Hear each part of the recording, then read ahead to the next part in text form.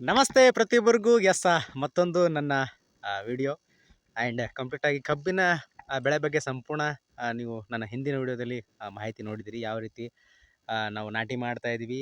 ಪ್ರತಿಯೊಂದು ವಿಡಿಯೋನೂ ಕೂಡ ನಾನು ಯಾವಾಗ ನಾಟಿ ಆಗಿದೆ ಆವಾಗನೂ ಕೂಡ ನಾನು ಅಪ್ಡೇಟ್ ಮಾಡ್ಕೋತಾ ಬಂದಿದ್ದೀನಿ. ಆ್ಯಂಡ್ ಇವತ್ತು ಕಂಪ್ಲೀಟಾಗಿ 13 ಸಾಲುಗಳನ್ನು ತುಳಿದಿದ್ದೀವಿ. ಆ್ಯಂಡ್ ನಮ್ಮ ಕಡೆ ಬೆಳಗ್ಗೆ ನೀರಿರುತ್ತೆ. ಹಾಗಾಗಿ ಬೆಳಗ್ಗೆ 4 ಗಂಟೆ ಬೆಳಗಿನ ಜಾವ ಕೊಟ್ಟರೆ ಕಂಪ್ಲೀಟಾಗಿ 11 ಗಂಟೆ ತನಕ ಇರುತ್ತೆ. ಹಾಗಾಗಿ ಇವತ್ತು ಬೆಳಗ್ಗೆ ನಮ್ಮ ತಮ್ಮ ಸೇರಿ ಈ ಒಂದು 13 ಸಾಲುಗಳನ್ನು ತುಳಿದಿದ್ದೀವಿ. ಡೆಫಿನೆಟ್ಲಿ ನಾನು ಪ್ರತಿಯೊಂದು ವಿಡಿಯೋದಲ್ಲಿ ಹೇಳೋದಿಷ್ಟೇ. ಆ್ಯಂಡ್ ಮಣ್ಣಿನ ಒಂದು ಫಲವತ್ತೆ ಹೆಚ್ಚಿಸ್ಬೋದು.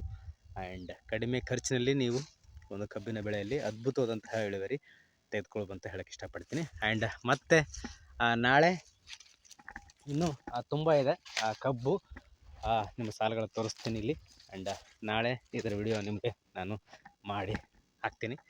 ಇಲ್ಲಿದೆ, ಇಲ್ಲಿ ಇನ್ನೂ ಕಬ್ಬು ಇದೆ. ಇದನ್ನು ನಾಟಿ ಮಾಡಬೇಕು. ನಾಳೆ ಮತ್ತೆ ಬೆಳಗ್ಗೆ